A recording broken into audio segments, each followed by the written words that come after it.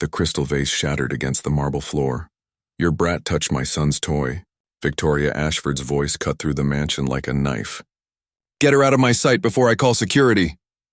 I stood frozen in the hallway, my mother's mop still dripping in her trembling hands. My fingers were empty. I hadn't touched anything. Stick till the end. At 80%, there's a reveal you won't see coming.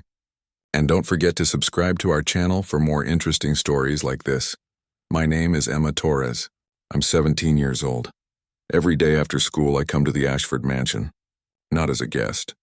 As my mother's shadow, Mom works here. She cleans the floors that cost more than our car. She polishes the windows that overlook a garden bigger than our entire neighborhood. I help her. It cuts her work time in half. Nobody notices us. We're furniture that moves, that's how I prefer it. But today was different. The morning started normal. Mom and I arrived at 6 a.m. like always. The service entrance was unlocked. The kitchen staff nodded at us without speaking. We moved through our routine. Vacuum the east wing. Dust the library. Clean the bathrooms on the second floor. The Ashford mansion has 42 rooms. We cleaned 30 of them. I was carrying fresh towels up the main staircase when I saw him. The boy. He sat on the bottom step, a wooden train clutched in his small hands. His dark hair fell over his eyes. He was maybe 6 years old.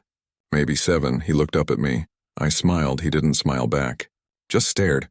His fingers moved the train back and forth along the marble step. Then I noticed something. His eyes. They were watching my mouth. Not my eyes. My mouth, I'd seen that before. "Emma." Mom's whisper came sharp from the hallway. "Don't stop.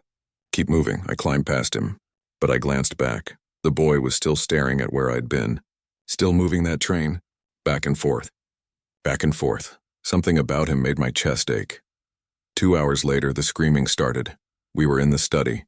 Mom was on her knees scrubbing the baseboards. I was wiping down the bookshelves. The door slammed open. Victoria Ashford stormed in. Everything about her screamed money. Designer dress. Diamond earrings? Shoes that probably cost more than our rent. Her face was twisted with rage. "Where is she?" Victoria's eyes locked on me. "Your daughter." Mom shot to her feet. "Mrs. Ashford, I saw her in the hallway." Victoria pointed a manicured finger at me. "Near Lucas, near my son." "I was just passing through," I said quietly. Lucas is sensitive. Fragile." Victoria's voice climbed higher. "He doesn't need some cleaning girl's charity stares." Mom's face went pale. Emma would never. She was looking at him, smiling at him like he's some sort of pet. My hands clenched around the dust cloth. I was being polite. Polite? Victoria laughed. It was a cold sound. "You think my son needs politeness from you?" I wanted to say something. Something about how her son was sitting alone on a staircase in a mansion full of people. Something about how lonely he looked, but Mom's hand touched my arm. "A warning. We apologize, Mrs. Ashford," Mom said. Her voice was steady but small. "It won't happen again. Make sure it doesn't." Victoria's eyes swept over us like we were dirt. "I don't pay you to interact with my family. I pay you to be invisible." She left. The door didn't slam. It clicked shut. Somehow that was worse. Mom didn't speak for 10 minutes. When she finally did, her voice was tired. "You can't look at him, Emma. I know." She squeezed my shoulder. "But people like Mrs. Ashford, they don't see kindness. They see threats. That's stupid. That's survival." Mom picked up her bucket. "Please, baby. Just keep your head down," I wanted to argue. But I saw the lines around her eyes. The way her hands shook slightly. She needed this job. So I nodded. But I couldn't stop thinking about the boy. Lucas. That was his name. Over the next week, I saw him 3 more times, always alone. Once in the library, sitting in a leather chair too big for him, staring at a picture book.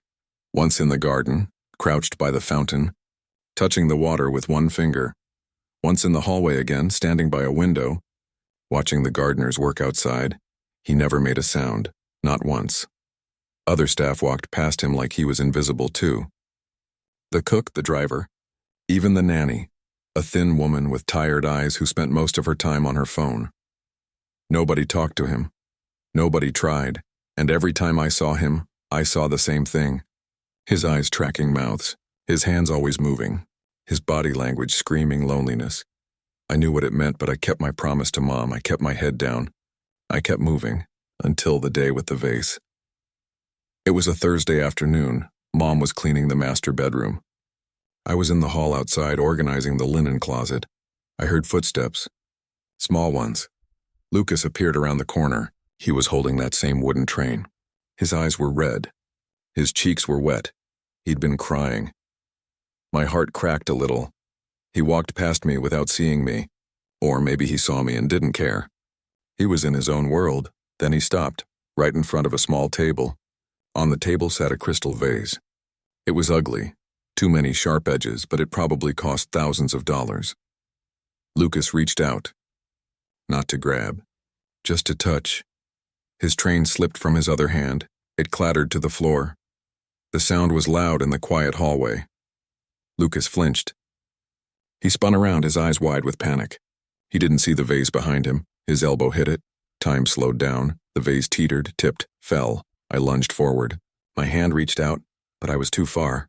The vase exploded against the marble. 1,000 pieces of crystal scattered across the floor. Lucas stumbled backward. His mouth opened in a silent scream, and then Victoria was there. I don't know where she came from. But suddenly she was standing there staring at the broken glass, her face white with fury. "What did you do?" Her voice was ice. Lucas was shaking. His hands moved frantically. He was trying to say something. Trying to explain, but no words came out. Victoria's eyes snapped to me. "You," she hissed. "I saw you," reaching for him. "No, you pushed him." Her voice rose to a shriek. "Your brat touched my son?" "I didn't touch him." He dropped his toy and, "Get her out of my sight before I call security." Mom rushed out of the bedroom. Her eyes took in the scene. The broken glass. Lucas crying silently. Victoria's rage. Me standing there with my hand still outstretched. "Mrs. Ashford, please," Mom started. "I want her gone." "Now, it was an accident," I said. My voice came out stronger than I felt. "He didn't mean to." "I'm not talking about him." Victoria's finger stabbed toward me. "I'm talking about you. Interfering! Touching things that don't belong to you." Lucas was still shaking. Tears rolled down his face. His hands kept moving, kept trying to speak, but Victoria wasn't looking at him. Nobody was looking at him except me. And that's when I saw it clearly. What his hands were saying, my breath caught. "Emma." Mom's voice was pleading. "Let's go." "But now!" Mom's hand gripped my arm. She pulled me toward the service stairs. I looked back at Lucas. He was staring at me. Not at my face. At my hands. His small fingers moved again, desperate, trying to communicate. But his mother had already turned away. Already pulled out her phone to call someone. The nanny appeared and tried to lead Lucas away, but she wasn't looking at his hands either. Nobody was listening. We were in the service stairwell when Mom finally let go of my arm. "I'm sorry," she whispered. "I'm so sorry you had to—" "Mom," I turned to face her. "Did you see his hands?" "What?" "Lucas, his hands. The way he was moving them." Mom's face was confused. He was upset. He was signing. The word hung between us. Mom blinked. "Signing?" "American Sign Language." My heart was pounding. "He's deaf, Mom. Lucas is deaf. How do you—" "I know the signs." "I learned them." Mom stared at me. "When? Why?" "Remember 3 years ago? When you worked at the community center?" I spoke fast, the words tumbling out. "They had a program. Free classes. ASL for beginners. I took them every Tuesday and Thursday while you cleaned. You never told me. I didn't think it mattered." I ran my hands through my hair. "But Mom, that little boy up there, he was trying to tell his mother what happened. He was trying to explain. And nobody understood him." Mom's eyes filled with tears. "Oh God," he was saying accident over and over. He was saying, "I'm sorry." We stood there in the stairwell. The sound of Victoria's shouting echoed from above. "That's why he's always alone," I whispered. "That's why nobody talks to him. They don't know how." Mom closed her eyes. When she opened them, they were hard with something I'd never seen before. "Emma," she said quietly, "I need this job. You know I need this job." "I know, but that child—" Her voice cracked. "That child needs someone too. We didn't get fired that day. Turns out the security cameras showed exactly what happened. Lucas knocked over the vase himself. I was just trying to catch it. Victoria's husband, William Ashford, the CEO of some tech company I'd never heard of, reviewed the footage himself. He called Mom that evening to apologize for his wife's overreaction. He asked us to come back to work. Mom said yes. We needed the money.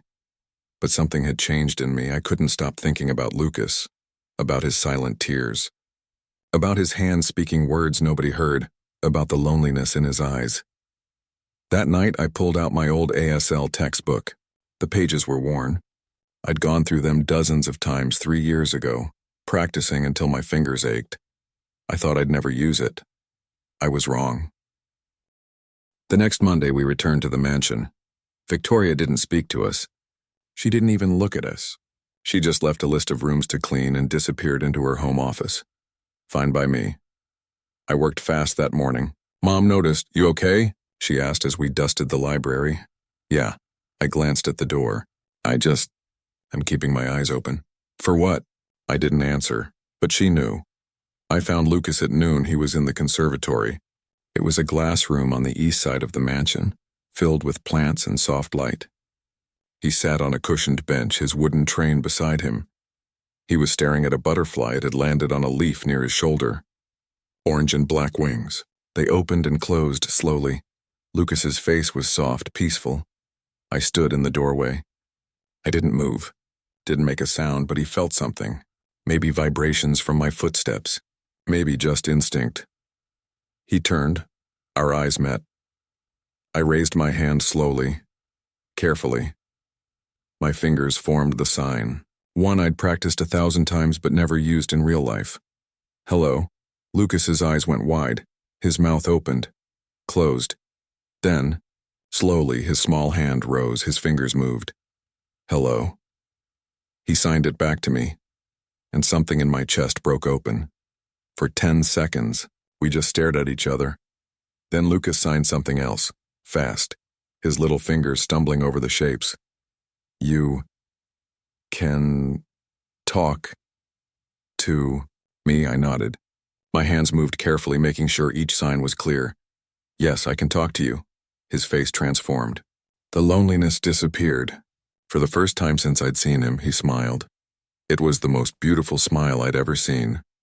He stood up from the bench, took 3 steps toward me, then stopped, suddenly shy. I knelt down, brought myself to his level. My name is Emma, I signed. What's yours? His fingers moved. Lucas.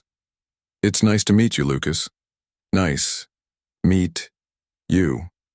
His signing was rough, unpracticed, but he knew the language. He knew the words. Someone had taught him, but nobody was using it with him. Are you alone a lot? I signed. He nodded. Then his hands moved again.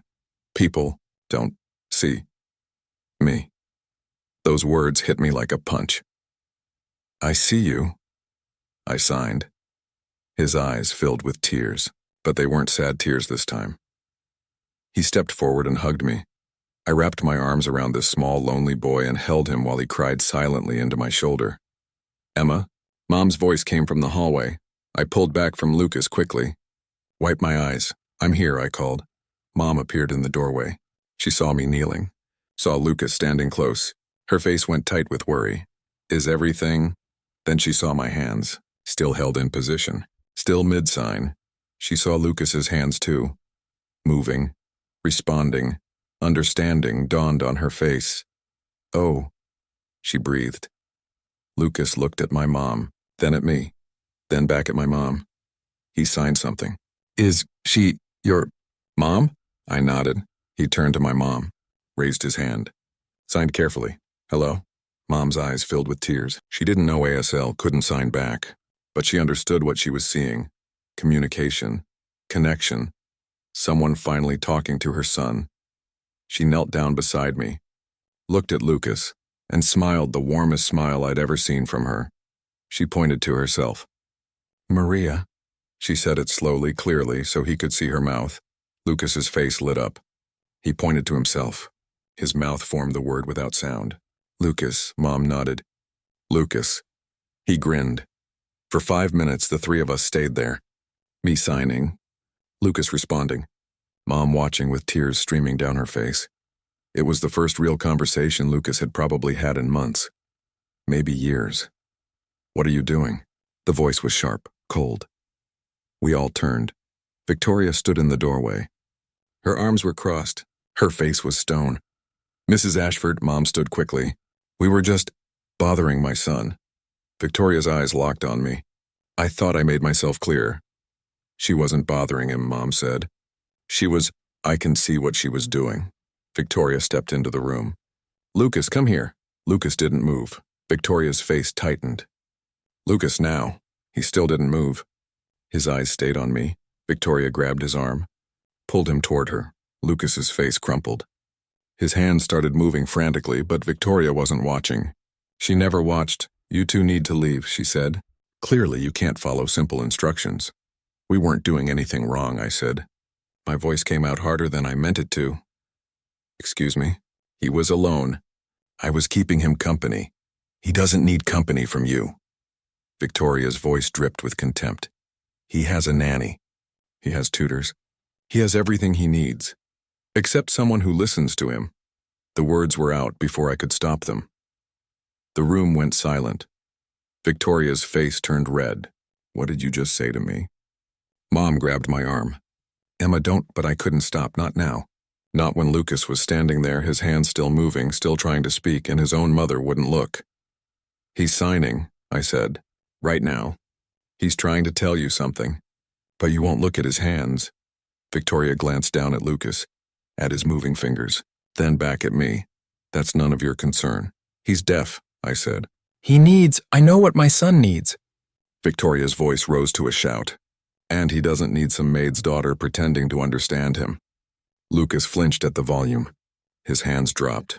His face went blank. He shut down right in front of us. My heart shattered. Victoria pulled out her phone. I'm calling my husband. You two are done here. Mrs. Ashford, please. Mom's voice was desperate. Get out. Mom's hand tightened on my arm. Let's go, Emma. But now. She pulled me toward the door. I looked back at Lucas. He was standing beside his mother, small and alone again. His hands were still. His eyes were empty. But just before we left, he looked at me and mouthed one word. Thank you. We were packing up our cleaning supplies when William Ashford arrived. He was tall, gray hair, expensive suit, the kind of man who looked like he owned everything he touched. He found us in the service hallway. Maria, he said. A word? Mom's face went pale. Mr. Ashford, I can explain. My wife told me what happened. He glanced at me. With my son. Sir, Emma didn't mean any harm. She was just teaching him sign language. We both froze. William's expression was unreadable. I saw you in the conservatory. The security cameras, of course. The cameras. They were everywhere. I'm sorry, Mom whispered. We'll go. We won't. Why did you learn ASL? William asked me directly. I blinked. What? Sign language. Where did you learn it? I took classes. 3 years ago. At the community center. Why? I didn't know how to answer that. I don't know. It seemed interesting. William studied me for a long moment. Then he did something unexpected. He raised his hand. His fingers moved. Can you understand this? He'd signed. How long have you known my son is deaf? My jaw dropped. He knew ASL. I signed back slowly. Since the day the vase broke. I saw him trying to tell his mother what happened. William's face flickered with something. Pain, maybe. Or guilt. And you spoke to him today? Yes. What did you say? I asked his name. I told him mine. I told him I could see him. William closed his eyes. When he opened them, they were wet. No one has spoken to my son in 6 months, he said quietly. Not in his language. Not properly. Mom and I stared at him. His tutor quit, William continued. We've been trying to find a replacement. But he's had trouble connecting with people. He shuts down, refuses to engage, because nobody knows how to talk to him, I said softly. William nodded. My wife, she struggles with his deafness. She hasn't learned to sign. She thinks if we just push him hard enough, he'll learn to read lips perfectly, to speak out loud, to be normal. His voice broke on that last word, but he is normal, I said. He just communicates differently. William looked at me. Really looked at me. Yes, he said. He does. There was a long silence. Then William said something that changed everything. How would you like a job? I blinked. What? Not cleaning, teaching. He glanced at Mom. With your mother's permission, of course. I'd like to hire you as Lucas's companion, someone who can communicate with him. Help him practice his signing, just be there for him. My heart started pounding. Are you serious? Very serious. Mr. Ashford, Mom started. Emma has school, after school, William said. A few hours a week. I'll pay well. Very well. Mom looked at me. I looked at her. Can I think about it? I asked. Of course. William pulled out a business card, handed it to Mom. Call me when you decide. But please, decide soon. My son needs someone. And I think that someone is you. He left. Mom and I stood in the service hallway, staring at the business card. This is insane, Mom whispered. I know. Victoria will hate it. I know. You could actually help him, Emma. Really help him. I looked down at the card, at the embossed letters. William Ashford, CEO. Then I thought about Lucas, about his smile when I signed to him, about the way his whole face lit up when someone finally spoke his language. I want to do it, I said. Mom squeezed my hand. Then we'll figure it out. But figuring it out was harder than we thought, because when we came back the next day, Victoria was waiting for us and she had a plan of her own. Victoria's smile was sharp as broken glass. Maria. Emma. She stood in the foyer, blocking our path. We need to talk. Mom's hand tightened on her cleaning bucket. Mrs. Ashford. My husband told me about his proposal. Victoria's eyes fixed on me like a snake watching a mouse. This companion arrangement, I said nothing. Just waited. I want to make something very clear. Victoria stepped closer. Her perfume was too strong. Expensive and choking. Lucas is my son, mine, and I decide what's best for him. Your husband seemed to think my husband works 80 hours a week. Victoria's voice could cut steel. He feels guilty, so he makes grand gestures, hires people, throws money at problems, and she leaned in. But I'm the one who's here. Every day. I'm the one who knows what Lucas needs. With respect, Mrs. Ashford, I said quietly, Lucas needs someone who can talk to him. Her face went red. He has tutors, speech therapists, professionals, who he won't engage with. Because he's stubborn. Because he's lonely. The words hung in the air. Victoria's jaw clenched. For a moment, I thought she might scream. Might fire us on the spot. Instead, she smiled again. That was worse. Fine, she said. You want to be his companion? Prove you can handle it. Mom stepped forward. Mrs. Ashford, Emma is just a trial period. Victoria's eyes never left mine. 2 weeks. You'll work with Lucas after school. 4 days a week. 2 hours each day. That sounds, but Victoria interrupted. You'll also continue helping your mother clean. Same schedule as before. Plus the time with Lucas. I did the math in my head. School until 3. Cleaning from 3:30 to 6. Then Lucas from 6 to 8. That was 12-hour days. 4 days a week. And, Victoria continued, at the end of 2 weeks, Lucas will take a test, a formal evaluation with his speech therapist. If he shows improvement, real, measurable improvement, you can stay. If not, she didn't finish the sentence. She didn't have to. What kind of improvement? I asked. That's up to Dr. Chen to decide. Victoria's smile widened. She's very thorough, very professional. She'll know if you're actually helping or just playing. It was a trap. I could see it. Feel it. 2 weeks wasn't enough time to show real progress. Not with a child who'd been isolated for months. Not with the kind of pressure Victoria would put on the evaluation. She wanted me to fail. I'll do it, I said. Mom's head snapped toward me. Emma, I'll do it, I repeated. 2 weeks, 4 days. I'll show improvement. Victoria's smile faltered for just a second. She hadn't expected me to agree. Good. Excellent, she said. You start today. Lucas will be waiting in the conservatory at 6 p.m. Don't be late. She walked away. Her heels clicked against the marble like a countdown. Are you insane? Mom hissed as we climbed the service stairs. Maybe. Emma, you can't work 12-hour days. You have school. You have homework. You need sleep. I need to help Lucas. In 2 weeks? Against Victoria? She's setting you up to fail. I stopped on the landing, turned to face her. Mom, I said, when I signed to Lucas yesterday, you know what he told me? She shook her head. He said, people don't see me. Those were his exact words. My throat tightened. He's 6 years old and he already believes he's invisible. Mom's eyes filled with tears. I have to try, I whispered. Even if I fail. Even if Victoria gets what she wants. I have to try. She pulled me into a hug, held me tight. Okay, she breathed. Okay, we'll figure it out. The day crawled by. Every room I cleaned, every floor I mopped, my mind was on Lucas, on what I'd say, how I'd reach him, what we'd practice 2 weeks, 8 sessions, 16 hours total. It wasn't enough, but it had to be. At 5:45, Mom squeezed my shoulder. Go get cleaned up, she said. I'll finish here. I hugged her, then ran to the service bathroom. I washed my face, pulled my hair back, changed into the clean shirt I'd brought. In the mirror, I looked tired, young, and over my head. Too bad. Lucas needed me. At 6 p.m. exactly, I walked into the conservatory. Lucas sat on the same bench as yesterday. The butterfly was gone, but he had his wooden train clutched in both hands. He looked up when I entered.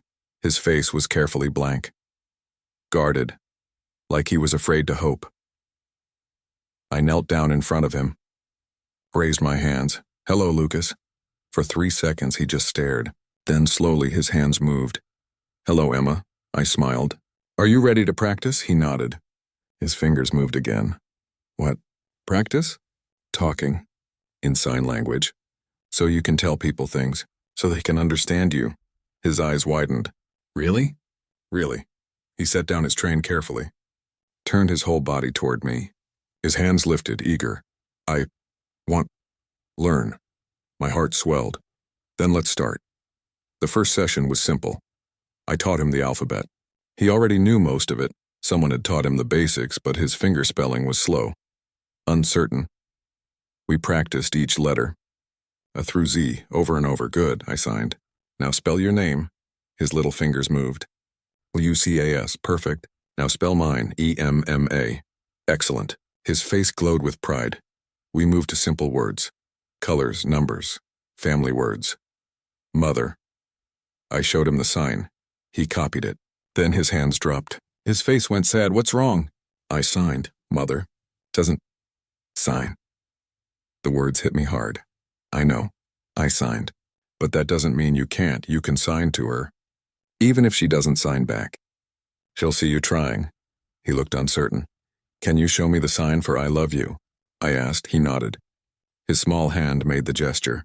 Pinky, index finger, and thumb extended. Middle and ring finger down. It was perfect. Do you tell your mother that? I signed. He shook his head. She doesn't see. Then we'll make her see. We practiced for 2 hours straight. Lucas soaked up every sign like a sponge. His hands grew more confident, more fluid. He laughed, silent but joyful. When I taught him the sign for silly, he got frustrated when he couldn't. Remember the sign for Wednesday? He nearly cried when I showed him the sign for friend. You, friend, he signed. Yes, I signed back. I'm your friend. He hugged me so hard I almost fell over.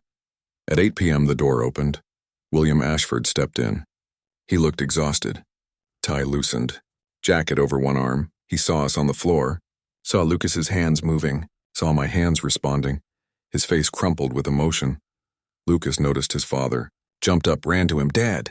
His mouth formed the word. William knelt down. Pulled his son into his arms. Over Lucas's shoulder, he looked at me. Thank you, he mouthed. I nodded.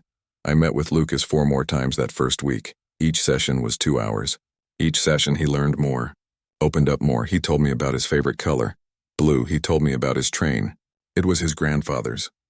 His grandfather had died last year. He told me he was scared of thunder because he couldn't hear it coming. He told me he wished his mother would smile at him more. Every confession broke my heart and put it back together. But every session, I felt Victoria watching. She never came in, never interrupted, but I'd see her shadow in the hallway, her reflection in the glass. She was waiting for me to fail, and on Friday she made her move. I arrived at the mansion at 3:30, like always. Mom and I started our cleaning routine, but at 4 p.m. Victoria found me in the library. Emma. A word. I set down my dust cloth. Yes, Mrs. Ashford. Lucas's speech therapist, Dr. Chen, will be here Monday. She wants to observe your session with him. My stomach dropped. Monday, but I thought the evaluation was in 2 weeks. It is. This is just an observation, to see your methods. Victoria's smile was cold. Surely that's not a problem. No, of course not. Good, she'll arrive at 6. She'll watch the entire session. Don't mind her. Just do whatever you normally do. She left. Mom found me 10 minutes later sitting on the library floor, my head in my hands. What happened? I told her. Oh, honey, she sat beside me. It'll be okay. You're doing great with Lucas. Anyone can see that. Victoria's bringing in the therapist early. To watch me. To find flaws. Then don't give her any. Mom, I'm 17. I took some ASL classes 3 years ago. Dr. Chen is a professional. She's going to see right through me. No. Mom's voice was firm. She's going to see a girl who cares. A girl who made a breakthrough with a child who's been unreachable for months. That's not nothing, Emma. I wanted to believe her, but doubt was a cold weight in my chest. That weekend, I barely slept. I reviewed every ASL resource I had, watched online videos, practiced signs until my hands ached. I made a plan for Monday's session. Games, stories, activities that would show Lucas's progress clearly. It had to be perfect. It had to be enough. Monday arrived too fast. School was a blur. I couldn't focus on anything. My teacher's voices washed over me like white noise. At 3 p.m. I ran to the bus, made it to the mansion by 3:30. Mom squeezed my hand when I arrived. You've got this, she whispered. I wasn't sure I believed her. We cleaned quickly, efficiently. By 5:30 we were done. I changed, washed my face, tried to calm my racing heart. At 5:45 I walked to the conservatory. Lucas was already there. So was someone else, a woman in her 40s, black hair pulled back, glasses, a tablet in her hands. Dr. Chen. She looked up when I entered. Her face was neutral, professional. You must be Emma. Yes, hi. I tried to smile. It felt shaky. I'm Dr. Chen, Lucas's speech therapist. She gestured to a chair in the corner. I'll be observing today. Just pretend I'm not here. Right, like that was possible. Lucas looked at me. His eyes were worried. I knelt beside him. Signed, it's okay. We're just going to practice like normal. He nodded. But his hands were tense. I started with our usual routine. The alphabet, colors, numbers. Lucas signed back. But he was stiff, nervous.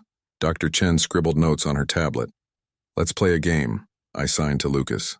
I'll sign a word. You act it out, okay? He nodded. I signed jump. He jumped. Once, twice, I signed spin. He spun in a circle. Almost smiled. I signed laugh.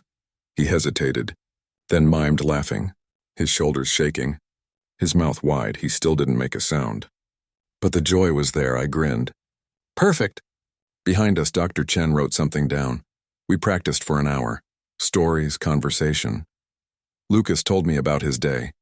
He signed that his mother had barely looked at him at breakfast, that the nanny had left him alone to play all morning, that he was happy I was here. My heart ached, but he was signing clearly, confidently, more than he had a week ago. That had to count for something. At 7:30, Dr. Chen stood. Thank you, Emma. Lucas. She looked at the boy. You did very well today. Lucas's face lit up. She left the conservatory. I heard her heels click down the hallway. Lucas looked at me. Good? You were amazing, I signed. He hugged me. I found Dr. Chen in the hallway 10 minutes later. She was talking to Victoria in hushed tones. I couldn't hear what they were saying, but I saw Victoria's face. She was smiling. Not a good sign. At 8 p.m. I met Mom in the service hallway. How'd it go? She asked. I don't know. Lucas did great. But Dr. Chen, she was taking notes the whole time. And Victoria looked happy after they talked. Happy? Yeah, like she got what she wanted. Mom's face darkened. We'll see. You've still got another week. If Victoria doesn't fire me first. Tuesday and Wednesday passed without incident. Lucas and I practiced. He learned more signs. Told me more stories. He was blossoming. Opening up. Becoming the kid he was supposed to be. But I couldn't shake the feeling that time was running out. On Thursday, everything changed. I arrived at 6 p.m. for our session. Lucas was waiting in the conservatory, but he wasn't alone. Victoria was there. My heart sank. Mrs. Ashford. I tried to keep my voice steady. I didn't know you'd be joining us. I thought I'd observe. She sat in the corner, crossed her legs. Continue as normal. I looked at Lucas. His face had gone blank again. Shut down. Okay, I signed to him. Let's practice, but his hands barely moved. He kept glancing at his mother, his shoulders tight with tension. Lucas, I signed. It's okay. Just focus on me, he tried. But every sign was slow, hesitant. Victoria watched with cold eyes. Halfway through the session, Victoria spoke. He's not improving. I turned to her. Excuse me? He's signing the same things he signed last week. The same words. Where's the progress? He's building confidence. That's progress. That's not measurable? Yes, it is. He's engaging more, communicating more openly. That's huge for a child who... For a child who what? Victoria stood. Who's deaf? Who refuses to try to speak out loud? Lucas flinched. Mrs. Ashford, I said carefully, Lucas does try. But sign language is his primary language. Forcing him to speak out loud when he's not comfortable will help him function in the real world. Victoria's voice was ice. The real world doesn't sign. Emma. The real world expects him to adapt. The real world should adapt to him. The words came out. Before I could stop them, Victoria's face went white with rage. How dare you? Lucas is 6 years old, I said. My voice shook, but I kept going. He deserves to communicate in the way that's easiest for him. Sign language isn't a failure. It's not giving up. It's giving him a voice. He has a voice. He just won't use it. Because no one listens. The shout echoed in the conservatory. Lucas's eyes were huge. Scared. Victoria stared at me. Get out, Mrs. Ashford. Get out, you're done. I want you gone. You can't fire me. Your husband hired me. My husband isn't here, I am. And I'm telling you to leave.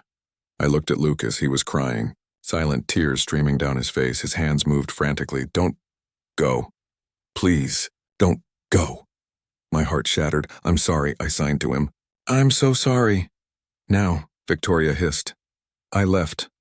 I found Mom in the kitchen. Told her what happened through my own tears. She held me. Let me cry. We'll call Mr. Ashford, she said. He'll fix this. What if he can't? What if Victoria won't let him? Then we'll figure something else out. But I could hear the doubt in her voice. That night I couldn't sleep. I kept seeing Lucas's face. His hand signing, please don't go. I'd promised to help him. Promised to be his friend, and I'd failed. The next morning, Mom's phone rang at 6 a.m. I sat up in bed, listened to her side of the conversation.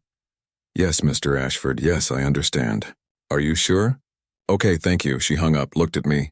Get dressed, she said. We're going to the mansion. But Victoria isn't there. She and Lucas left early this morning. Some appointment. Mom's face was grim. Mr. Ashford wants to see us now. We drove in silence. My stomach churned with dread and hope. What if William sided with his wife? What if he fired us both? What if I never saw Lucas again? William met us in his study. He looked like he hadn't slept. His eyes were red. His tie was crooked. Sit, he said. We sat. My wife told me what happened yesterday. He ran a hand through his hair. She said you were insubordinate, disrespectful, that you undermined her parenting. My throat closed up. Mr. Ashford, Mom started. Emma was just... He held up a hand. I reviewed the footage. Oh God, the cameras. I saw what happened. Heard what was said. He looked at me. You were defending my son. I blinked. Yes, sir. You were right to. The room went silent. My wife... William's voice cracked. My wife loves Lucas, but she's struggling. She can't accept that he's deaf. She keeps thinking if we just push hard enough, he'll somehow become what she wants him to be. But he's perfect as he is, I whispered. I know. William's eyes were wet. I know that. You know that. But Victoria, he shook his head. She needs time.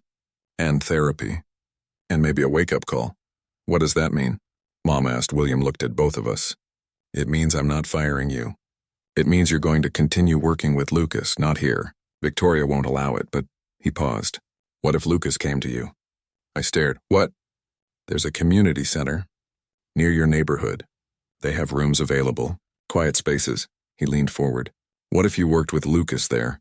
Twice a week, 2 hours each session, away from the mansion, away from the pressure. Would Victoria agree to that?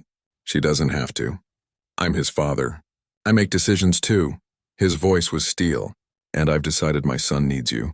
Tears filled my eyes. But, William continued, you still have to pass the evaluation. Dr. Chen will test Lucas next Friday. 1 week from today. If he shows improvement, you continue. If not, he didn't finish. I understand, I said. Good. He pulled out an envelope. This is an advance on your pay. For the sessions you've already done. And there's information about the community center. They're expecting you tomorrow at 4 p.m. I took the envelope with shaking hands. Thank you, I whispered. Don't thank me yet. William stood. Just help my son. That's all I ask. We left the mansion in a daze. In the car, Mom opened the envelope. Her eyes went wide. Emma, this is a lot of money. How much? She showed me the check. I gasped. It was more than she made in a month cleaning. He's serious about this, Mom whispered. Yeah. I stared out the window. He is, but so was Victoria. And I had 1 week to prove I could help Lucas. 1 week to save everything. The next day after school, Mom drove me to the community center. It was old but clean. Bright murals covered the walls. Kids' laughter echoed from the gymnasium. A woman met us at the front desk. You must be Emma Torres. Yes, I'm Carol. Mr. Ashford called ahead. We've set up a room for you and Lucas. She led us down a hallway. It's quiet, private. You'll have complete access twice a week. She opened a door. The room was small but perfect. Soft lighting. A table, chairs, cushions on the floor. A whiteboard on the wall. It's great, I breathed. Lucas will be here at 4:30, Carol said. His driver will drop him off and pick him up. He'll have 2 hours. She left us alone. Mom squeezed my shoulder. You can do this. I hoped she was right. At 4:30 exactly, Lucas walked through the door. He saw me and ran. I caught him. Held him. I missed you, he signed. I missed you too. I signed back. He pulled away. Looked around the room. Looked back at me. This, our place. Yes, this is our place. No one else. Just us. His smile could have lit up the world. Can we start? He signed. I laughed. Yes, let's start. We worked for 2 hours straight without Victoria watching, without pressure. Just me and Lucas and the language between us. He was a different kid, relaxed, joyful, eager to learn. We practiced complex sentences, emotions, questions, and answers. I taught him how to sign I'm happy. I'm sad. I'm scared. I'm proud. He signed back. I'm proud of me. I nearly cried. You should be, I signed. You're amazing. By the end of the session, Lucas had learned 20 new signs, had strung together full paragraphs, had told me a complete story about his grandfather's train. It was more progress than we'd made in a week at the mansion. Same time on Wednesday, I signed. He nodded eagerly. Yes, yes, yes. When his driver came to pick him up, Lucas hugged me tight. Thank you, friend, he signed. I watched him leave, and for the first time in days, I felt hope. Wednesday's session was even better. Lucas told me about his favorite book, about a dream he'd had, about how he wished he had a dog. I taught him how to sign emotions in different contexts, how to ask for help, how to tell someone when something was wrong. We practiced scenarios. If you're hurt, what do you sign? Help. Me. If you're scared, I'm scared. Please stay. If you're happy, I'm happy. You're here. That last one he signed unprompted, looking right at me. I had to look away so he wouldn't see my tears. Thursday after school, I got a text from William. Evaluation moved up. Tomorrow. 6 p.m. Be ready. My blood ran cold. Tomorrow. That was 1 day early. I called Mom immediately. They moved it up. Her voice was sharp with worry. Why? I don't know. Maybe Victoria pushed for it. Maybe she thinks Lucas won't be ready. Are you ready? I thought about the last 3 sessions. About how much Lucas had learned. How much he'd grown. I think so, I said. I hope so. Then that's enough.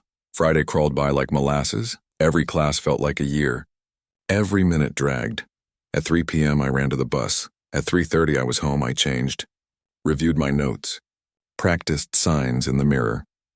At 5 p.m. Mom drove me to the community center. Lucas was already there. So was Dr. Chen and Victoria. My heart sank. Victoria stood in the corner, her arms crossed. Her face was carved from ice. Dr. Chen sat at the table, her tablet ready. Lucas sat in a chair, his hands folded in his lap. His face was pale, he looked terrified. I knelt in front of him. Signed, "It's okay. We've got this. Just you and me. Forget everyone else," he nodded, but his hands shook. "Emma." Dr. Chen's voice was calm, professional. "I'm going to ask Lucas some questions. Through you, you'll sign them to him. He'll sign back. I'll assess his responses. Understand?" "Yes." "Good, let's begin." She started with simple questions. "What's your name?" I signed to Lucas. He signed back. "Lucas, how old are you?" 6. "What's your favorite color?" "Blue." So far so good. Then Dr. Chen's questions got harder. "Tell me about your day. What did you do this morning?" I signed to Lucas. He signed back, slowly but clearly. "I woke up, ate breakfast. Mom, not there, Dad. Said I see Emma. Today, happy." Dr. Chen nodded, wrote something down. "How do you feel when people don't understand you?" I signed. Lucas's face crumpled slightly. Then he signed, "Sad. Alone. Like invisible." Victoria shifted in the corner. "And how do you feel when people do understand you?" Lucas's hands moved faster now. "Happy. Safe, like I matter." I had to swallow the lump in my throat. Dr. Chen asked 10 more questions. Lucas answered every single one, not just with single words, with complete thoughts, with emotion, with clarity.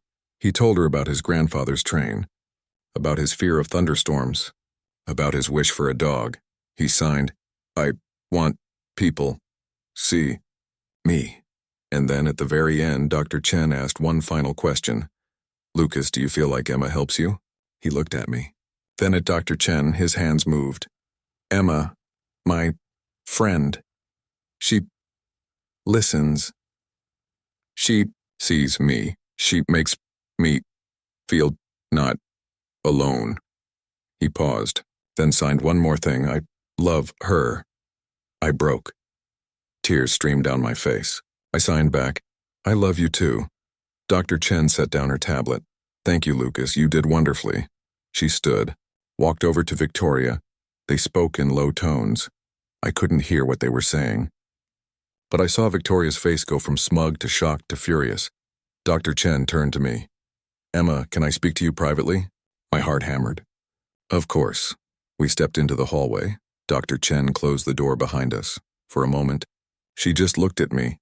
Then she said, "In my 15 years as a speech therapist, I've never seen progress like this." I blinked. "What?" "Lucas has been seeing me twice a week for 6 months. In that entire time, he's barely engaged, barely participated. His mother pushed speech therapy, trying to get him to vocalize, but he shut down every session." She pulled out her tablet, showed me her notes. In the last 2 weeks, he's learned over 100 new signs. He's constructing complex sentences. He's expressing emotions openly. He's thriving. So, I pass. "You don't just pass." Dr. Chen smiled. "You exceeded every expectation I had. Whatever you're doing, it's working. Lucas needs you." Relief flooded through me so fast I almost collapsed. "Thank you," I whispered. "Don't thank me. You did the work." She paused. "But Emma, I need to warn you, Mrs. Ashford is not happy. I know. She's going to fight this. Fight you. She has very fixed ideas about how Lucas should communicate, about what success looks like. What do I do?" Dr. Chen looked back at the door. "You keep doing exactly what you're doing. You keep giving Lucas a voice, and you trust that the people who love him will see what I see." She squeezed my shoulder, then went back inside. I took a deep breath, then followed. Victoria was standing over Lucas. Her face was tight with barely contained rage. Lucas looked small, scared. Dr. Chen was packing up her things. "Well?" Victoria asked. "Your assessment?" "Lucas has shown remarkable improvement," Dr. Chen said calmly. "Emma's work with him has been highly effective. I recommend she continue as his companion and tutor." Victoria's jaw clenched. "For how long?" "As long as Lucas needs her." "That's not specific enough, Mrs. Ashford."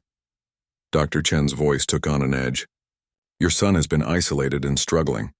For the first time in months, he's communicating openly. He's happy. He's engaged. Why would we stop something that's clearly working? Because she's not a professional. Neither am I when it comes to sign language. I specialize in speech. Emma specializes in connection. And right now, Lucas needs connection more than anything else. Victoria opened her mouth, closed it. She looked at me with pure hatred. Fine, she bit out. But I'll be monitoring closely. One slip, one failure, and you're gone. Understood, I said quietly. Victoria grabbed her purse. Lucas, let's go. Lucas looked at me. His hands moved. See, you. Next week, I signed back. Yes, I promise. He smiled. A small, fragile smile.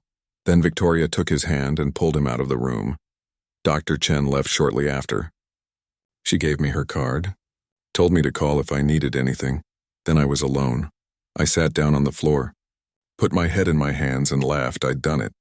Against all odds, I'd done it. Lucas was safe. I was safe for now. Mom picked me up 20 minutes later. I told her everything. She cried, laughed, hugged me so hard I couldn't breathe. I'm so proud of you, she whispered. It's not over, I said. Victoria's going to make this hell. Let her try. Mom's voice was steel. You've got Mr. Ashford on your side, Dr. Chen. And most importantly, you've got Lucas. She was right. But as we drove home, I couldn't shake the feeling that the real battle was just beginning. Because Victoria wasn't the type to lose. Gracefully, she was the type to burn everything down rather than admit she was wrong. And I had a feeling she was already planning her next move. The call came on a Tuesday morning. I was in chemistry class, half listening to Mr. Parker explain molecular bonds, when my phone buzzed in my pocket. I ignored it. School policy, it buzzed again. And again, Mr. Parker shot me a look. I mouthed sorry and pulled out my phone under my desk. 7 missed calls from Mom. 3 texts. Call me now. Emergency. It's about Lucas. My blood turned to ice. I raised my hand. Mr. Parker, I need to go to the nurse now. Something in my face must have convinced him. He nodded. I ran. I called Mom from the hallway. She answered on the first ring. Emma, thank God, Lucas is missing. The world tilted. What? William called me 20 minutes ago. Lucas didn't come down for breakfast. They checked his room. He's gone. Gone where? They don't know. Security footage shows him leaving through the service door at 5 a.m. He took his backpack. That's all. My mind raced. Did they call the police? Yes, they're searching now. But Emma... Mom's voice cracked. William asked if you knew anywhere Lucas might go. Anywhere he felt safe, I thought hard. The conservatory. The library. But he wouldn't run away to stay in the mansion unless... The community center. I breathed. What? Our place. Where we practice. He called it our place. Mom, I think he went there. I'll tell William. Stay at school. I'll call you back. No. I was already walking toward the exit. I'm going there now. Emma. Mom, if he's scared enough to run away, he needs someone who can talk to him. Someone he trusts. Silence. Then, be careful. I hung up and ran. The community center was 15 minutes away. If I sprinted, I made it in 12. My lungs burned. My legs screamed. But I didn't stop. I burst through the front doors. Carol looked up from the desk, startled. Emma, what, is there a little boy here? 6 years old, dark hair, carrying a backpack? Her eyes widened. The Ashford boy? Yes, he's in your usual room. I was about to call someone. He showed up an hour ago. Wouldn't leave. Thank you. I ran down the hallway. Threw open the door to our room. Lucas sat in the corner. Knees pulled to his chest. Face buried in his arms, his backpack was beside him. His wooden train clutched in one hand. Lucas, he looked up. His face was streaked with tears. His eyes were red and swollen. When he saw me, he broke. He ran across the room and threw himself into my arms. I held him. Felt his small body shake with silent sobs. It's okay. I signed when he finally pulled back enough to see my hands. You're safe. I'm here. I ran away, he signed. His hands were shaking so badly he could barely form the words. I know. Everyone's looking for you. Your dad is worried. Mom hates me. The words hit like a fist to the gut. No, I signed firmly. She doesn't hate you. Yes, tears streamed down his face. She wants me different. Wants me not deaf. Oh, Lucas, she said. I'm broken. I stopped breathing. When? I signed. When did she say that? Yesterday. She didn't sign, but I read her lips. She told Dad, I'm broken, need fixed. Rage flooded through me, hot and sharp and overwhelming, but I pushed it down. Lucas needed me calm, needed me steady. Lucas, look at me. I waited until his eyes met mine. You are not broken. You hear me? You are perfect exactly as you are. But I can't hear. So what? That doesn't make you less. That doesn't make you wrong. That makes you you. Mom doesn't think so. Then your mom is wrong. His eyes went huge, like I'd said something impossible. Adults can be wrong, Lucas, even parents. And your mom is wrong about this, but she's my mom. I know, and she loves you. But love doesn't mean she's right about everything. I touched his face gently. You are not broken. You don't need to be fixed. You just need people who see you. Really see you. Like you, so like me. Like your dad. Like Dr. Chen. Like everyone in this world who understands that being deaf isn't a tragedy. It's just part of who you are. He was quiet for a long moment, his hands still, his face thoughtful. Then he signed, I scared. Of what? Mom will make you leave, then I'm alone. Again. My heart cracked wide open. Lucas, I'm not going anywhere. I promise. You can't promise. She makes people leave. What do you mean? His hands moved slowly, carefully. My other teacher, sign teacher, before. Mom made her leave, said she was bad, but she wasn't. She was nice, like you. Pieces clicked into place. Lucas had a sign language tutor before, someone who taught him the basics, but Victoria had gotten rid of her.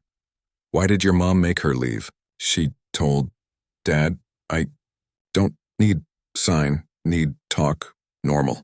There was that word again, normal, like Lucas wasn't, like he was something to be fixed, corrected, changed. Your mom is scared. I signed. Lucas looked confused. Scared of what? Scared of losing you. Scared that if you're different, the world will hurt you. So she's trying to make you fit, make you normal. I put air quotes around the word. But the world should change for you, Lucas, not the other way around. But the world won't.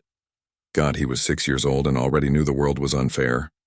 Maybe not, I signed. But the people who love you should. And I will. Always. He hugged me again, buried his face in my shoulder. My phone buzzed. Mom, is he there? Yes, he's safe. I'm with him. Thank God, William's on his way. So are the police. Tell them it's okay. He just got scared. Needed somewhere safe. I will. Emma, be careful. Victoria's with William. She's furious. Of course she was. I can handle it. I hope that was true. 20 minutes later, the door burst open. William rushed in first. His face was pale, his eyes wild. Lucas! Lucas ran to him. William dropped to his knees and pulled his son into his arms. Held him like he'd never let go. Over Lucas's shoulder, he looked at me. Mouthed, thank you. I nodded. Then Victoria walked in. She was composed. Perfectly dressed. Perfectly made up. But her eyes were cold fury. Lucas Alexander Ashford. Her voice could cut glass. What were you thinking?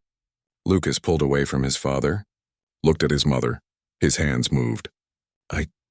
Scared. Speak out loud, Victoria snapped. Lucas flinched. Victoria, William said quietly. Not now, not now. Our son ran away from home and you want me to... He came here because he felt safe here. William's voice was steel. Because of Emma, because someone finally made him feel heard. Someone filled his head with nonsense. Nonsense? I couldn't stay quiet anymore. He's 6 years old and he thinks he's broken. That's not nonsense. That's a cry for help. Victoria's eyes locked on mine. You have no right. I have every right. I'm his friend. And friends tell the truth. Even when it's hard, you're not his friend. You're an employee. Then fire me. I stepped forward. Go ahead. Fire me right now. But it won't change what Lucas needs. It won't make him suddenly okay with being invisible in his own home. How dare you? Mom, stop. The voice was quiet, rough, unpracticed. Everyone froze. Lucas had spoken. Out loud, his eyes were on his mother. His hands were clenched at his sides. Stop, he said again. The word was slurred, uncertain but clear. Victoria's face crumpled. Lucas, baby, you spoke. Stop being mean to Emma. Every word was an effort, every syllable hard-won, but he was using his voice, the voice Victoria had spent years trying to force out of him, and he was using it to defend me. She helps me, Lucas said. His eyes never left his mother's face. She unsees me, you don't. Victoria made a sound like she'd been punched. William's face was wet with tears. I couldn't breathe. Lucas turned to me. Signed, did I do good? I signed back through my own tears. You did perfect. Victoria walked out, not stormed. Not slammed the door. Just walked out quietly, like something inside her had broken. William stood slowly. I'll go talk to her, Dad. Lucas tugged his sleeve. Signed is Mom. Okay? William knelt down. Signed back slowly, carefully. Mom loves you very much. She's just learning. We all are. I love her too, even when she's mean. I know, buddy. I know. William looked at me. Can you stay with him for a few minutes? Of course. He left. Lucas and I sat on the floor. For a long time, neither of us signed anything. We just sat, then Lucas asked, did I make Mom sad? No, I signed. You made her see something she needed to see. That's different. What did I make her see? That you're strong, that you have a voice, that she needs to listen to you, not just try to change you. He thought about that. Will she listen? Now? I don't know. I hope so. Me, too. William came back 15 minutes later. His face was drawn. Tired. Lucas, he signed. Your mom wants to talk to you. Is that okay? Lucas looked at me. I nodded encouragingly. He stood, took his father's hand. They left. I was alone in the room. I sat on the floor and put my head in my hands. What had I done? I'd pushed. I'd challenged. I'd told a grieving mother she was wrong. Even if it was true, even if Lucas needed to hear it, had I gone too far? Mom arrived 10 minutes later. She found me still sitting on the floor. Emma. Oh, baby. She sat beside me, pulled me into her arms. I cried. For Lucas, for Victoria, for all the pain in that family. You did the right thing, Mom whispered. Did I? Victoria looked destroyed. Sometimes people need to be destroyed before they can rebuild. That sounds harsh. The truth usually is. We went home. William said he'd call later. I spent the afternoon staring at my ceiling, replaying every moment, every word, every sign. At 6 p.m. my phone rang. William. Emma, we need to talk. My stomach dropped. Okay, can you come to the house tomorrow? After school? Am I fired? A pause. No, but things need to change. We'll discuss it tomorrow. He hung up. I stared at my phone. Things need to change. That could mean anything. That could mean everything. Wednesday after school, Mom drove me to the mansion. I'd barely slept the night before. My mind spun with possibilities. Maybe they were sending Lucas to a special school. Maybe they were hiring a professional. Maybe Victoria had won after all. We parked, walked to the front door. For the first time ever, we didn't use the service entrance. William opened the door himself. Maria. Emma, come in. We followed him to the living room, the one we'd never been allowed in, the one with the crystal chandelier and the paintings worth more than our car. Victoria sat on the couch. She looked different, smaller. Her makeup was light. Her clothes were simple. Her eyes were red. She'd been crying. Lucas sat beside her. He held his wooden train. His eyes found mine immediately. He signed. Hi. I signed back. Hi. Sit, William said. Please. We sat. For a moment, nobody spoke. Then Victoria cleared her throat. Emma. Her voice was quiet. Nothing like the sharp, cold tone I was used to. I owe you an apology. I blinked. What? She stopped. Started again. I've been trying to make my son into something he's not. Because I was scared. Because I didn't understand. Her voice cracked. Because I didn't want to accept that his life would be harder than I'd planned. Lucas watched his mother. His face was carefully neutral. But yesterday, Victoria continued, when he spoke to defend you, when he used the voice I'd been begging him to use for years, I realized something. She looked at her son, really looked at him. I realized he already had a voice. I just wasn't listening. Tears ran down her cheeks. I'm sorry, Lucas, she signed it. Slowly, clumsily, but she signed it. I'm sorry. Lucas's eyes went wide. You're signing, he signed back. I'm trying. I started lessons yesterday. With Dr. Chen, Victoria's hand shook. It's hard. I'm not good yet, but I'm trying. Lucas looked at his father, at me, at his mother. Then he launched himself into Victoria's arms. She held him, sobbed into his hair. I love you, she signed over his shoulder. So much. William turned to me. Emma, we'd like to make you a permanent fixture in Lucas's life. Not just twice a week, but a full-time tutor and companion. My jaw dropped. Full-time? After school. Weekends if you're available. We'll work around your schedule. He pulled out a paper. Here's what we're offering. He slid it across the table. I looked at the number, then looked again. That's more than my mom makes in a year. You're giving our son something we can't buy, William said quietly. You're giving him connection, understanding, a friend. His voice broke. That's priceless. I don't know what to say. Say yes, Mom whispered beside me. I looked at Lucas. He was watching me, hoping. Can I still work at the community center? I asked. Our place? Of course, William said. And Lucas will keep seeing Dr. Chen? Absolutely. And Mrs. Ashford will keep learning sign language? Victoria nodded. I'll learn. I promise. Even if it takes years. I looked at my mom. She was crying. I looked at Lucas. He signed, Please, stay.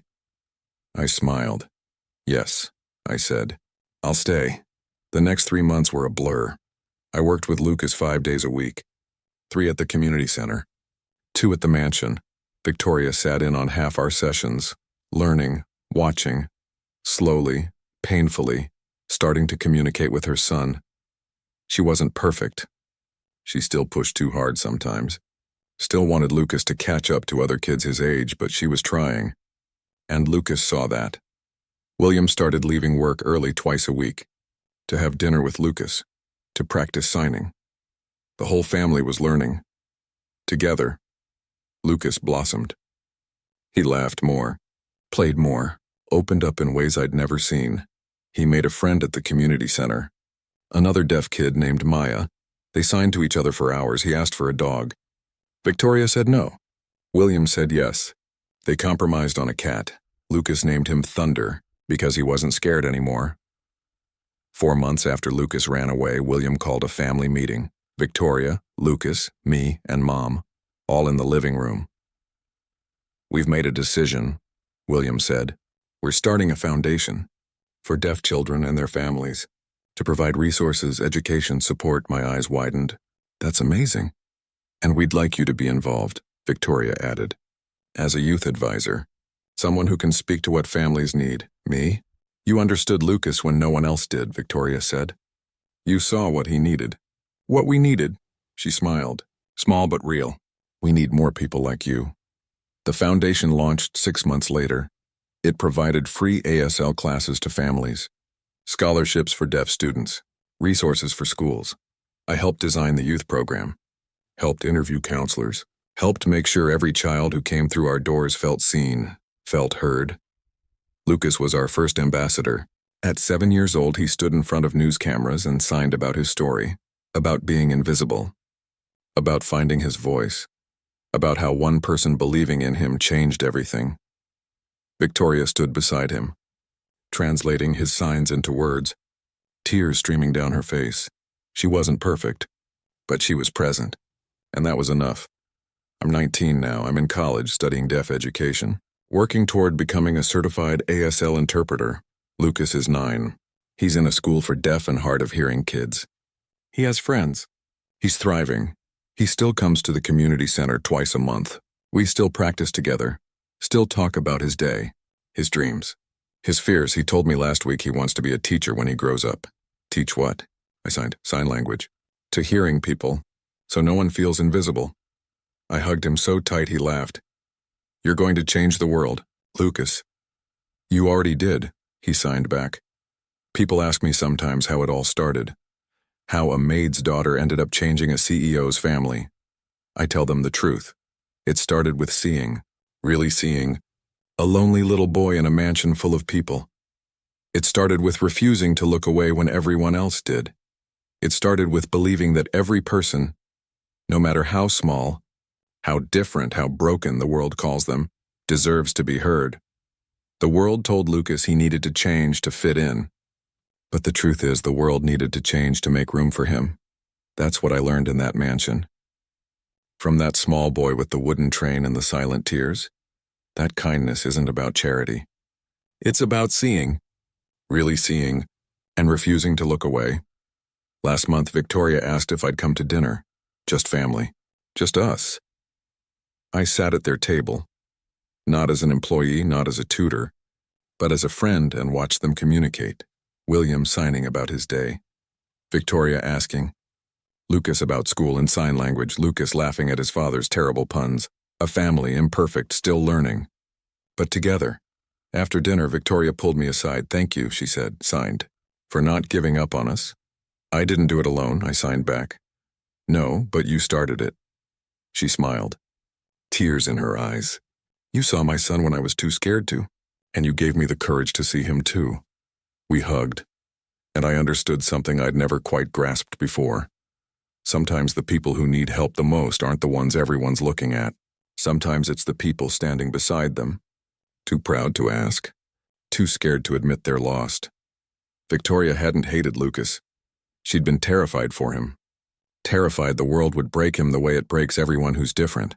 But Lucas didn't need to change. The people around him did. And slowly, painfully, beautifully, they had. I'm writing this now because people need to hear it. The world is full of invisible people. Deaf kids, special needs kids, poor kids, different kids. Kids who the world tells need fixing, but they don't need fixing, they need seeing. They need someone willing to learn their language, willing to meet them where they are, willing to believe they're enough exactly as they are. That's what Lucas taught me. That's what changed everything. If you see someone being overlooked, speak up. If you see someone being dismissed, step in. If you see someone the world calls broken, tell them the truth. They're not broken. The world is. And little by little, person by person, we can fix it. Not by changing the people who are different, but by changing how we see them. That's the real story. That's what matters. Lucas didn't need to be fixed.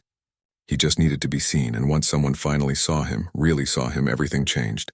Not just for him, for all of us. If this story touched your heart, subscribe for more stories about real courage, real kindness, and real change. And tell me in the comments, have you ever felt invisible? Have you ever made someone else feel seen? Let's talk about it. Let's change the world together, because every voice matters. Even the silent ones. Especially the silent ones.